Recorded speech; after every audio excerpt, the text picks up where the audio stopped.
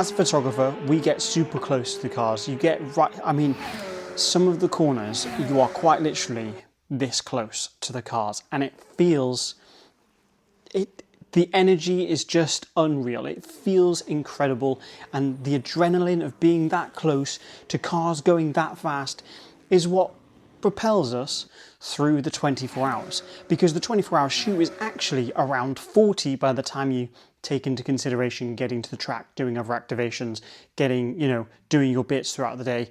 It's a long day.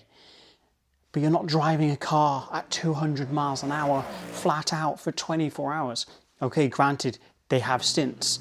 Most of the teams were swapping every hour to hour and a half, and they were giving their drivers enough breaks, etc. But it is intense, it is full on, and it is unbelievable. And I want to give you a glimpse of that in this video of my experience. From POV to vlog, just a bit of a snippet of my day, because it was fucking insane. If you'd like this print, you can go ahead and buy this print. It's on my website.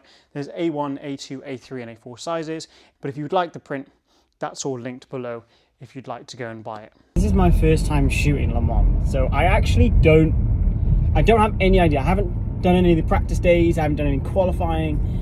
I am literally just, I've got 24 hours to shoot all of the cars, the pit lane, and it's gonna be intense. I'm so excited for it. I actually can't wait for the absolute mayhem. I'm expecting like so much shit, but we'll see how it goes. I'm excited.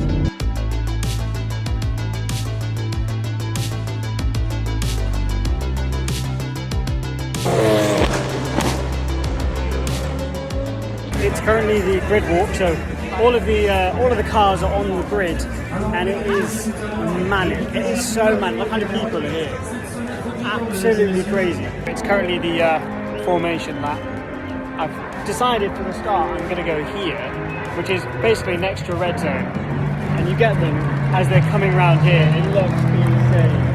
Holy shit, this is going to be absolutely crazy.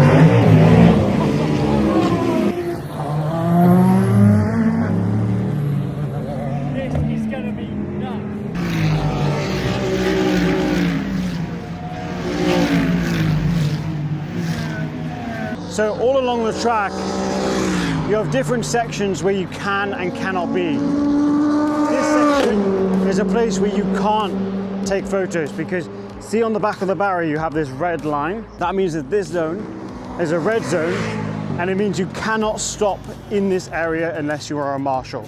So if I wanted to stop here and take photos, I just simply can't. Otherwise, I'll lose my tabard and I won't be allowed to be here. So technically, because this isn't a red zone, you can go all the way up to this barrier here, which is pretty crazy. I'm going to get a couple of shots here. I'm going to go with a 16-28 at 28 as they come around here, get a nice panning shot from the inside. I was up there yesterday where these guys are on the other side, which looked mega. And then what I'm going to do after that, I'm going to get a nice 600mm shot from over there facing towards the Goodyear bridge. Right. 35, 150 on. Let's punch in. Yeah, this is gonna look sick here.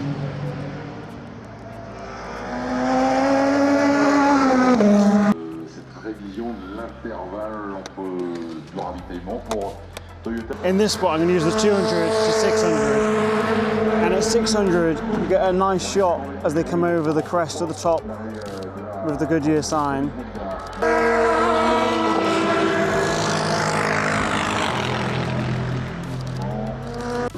So far it's been an incredible day, like absolutely insane. And we've still got so long left to go. Normally when I go to these races, I tend to do, you know, like a 6-hour day. But this being 24, like, I get this, look at the sunset. The sunset is insane. I cannot wait to shoot these cars at night. It's going to be unreal.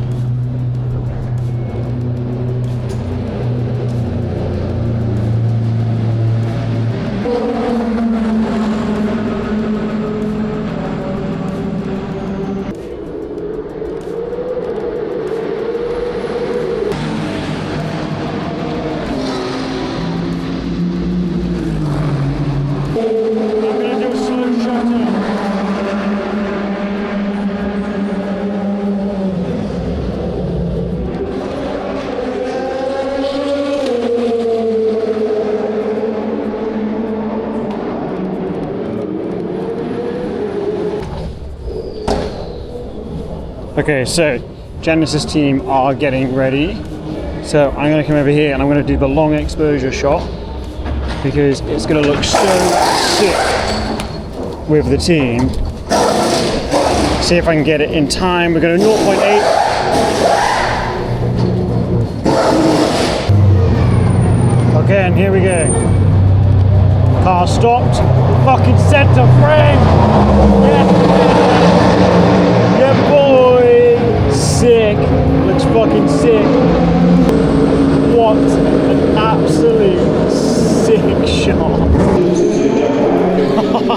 I am so happy with that. Okay.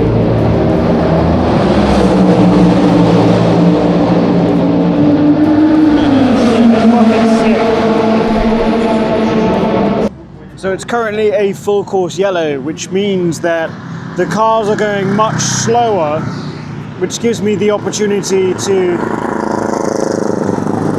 get some slower speed panning shots than obviously when they're going flat out. When they're going flat out, it's super difficult to get the shots that you want because they are going so fast. I mean, it's still doable, but obviously when they're going this slow paced, it is a lot easier. I've moved around to this corner here where I'm going to try and get some more panning photos, and maybe some of them are kicking up some sparks here.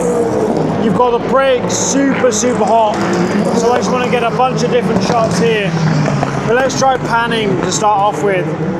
We're going to go with 125th of a second, f2, ISO 1006, and we're probably going to sit at like 85.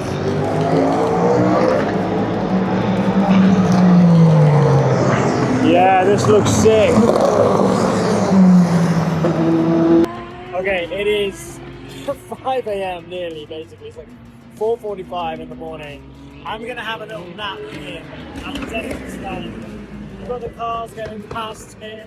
This is just proof. I can sleep anywhere.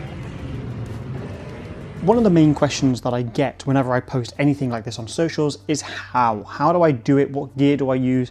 These are the main two questions. So I'm going to answer that at the end of this video and showing you exactly how to do it. So I was there with Genesis UK.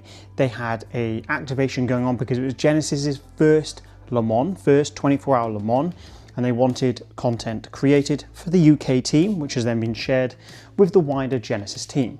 So in order to do that, you need to be accredited to be trackside. To be trackside, accredited trackside, you need to have public liability insurance and proof of concept, proof that you're professional enough and able enough to be able to shoot trackside.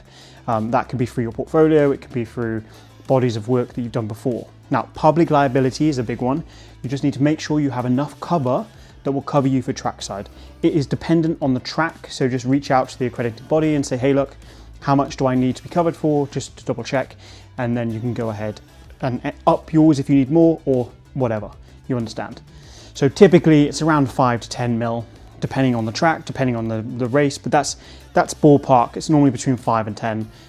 So if you're doing a lot of track stuff, best just to get 10, and then you're covered for pretty much most tracks, unless it states differently, and then you just you get cover for that. In terms of planning, the way that I plan my shoots is I knew what I had to do. I only had 24 hours actually of the race, but I had a full 40 hours at the event where I could go and get some other stuff. So for Genesis, I needed to get some stuff of the stands, the team, the pit lanes, the race, the people that were attending the event as well. So in my time where the race wasn't on, I did the other stuff, and then when the race was on, I was focused mostly on the race, right? Pretty straightforward. And then I built an image set, as I've spoken about in other videos. I built an image set to tell the story of Le Mans, of the cars, the team, the endurance, everything that comes into as a package, and that was my delivery. Now, from a gear perspective, I was using this, which is a 16 to 28 from Sigma. It's an f2.8, and then I had this, which is the 200 to 600 millimeter Sony. This is the f5.6 to f6.3.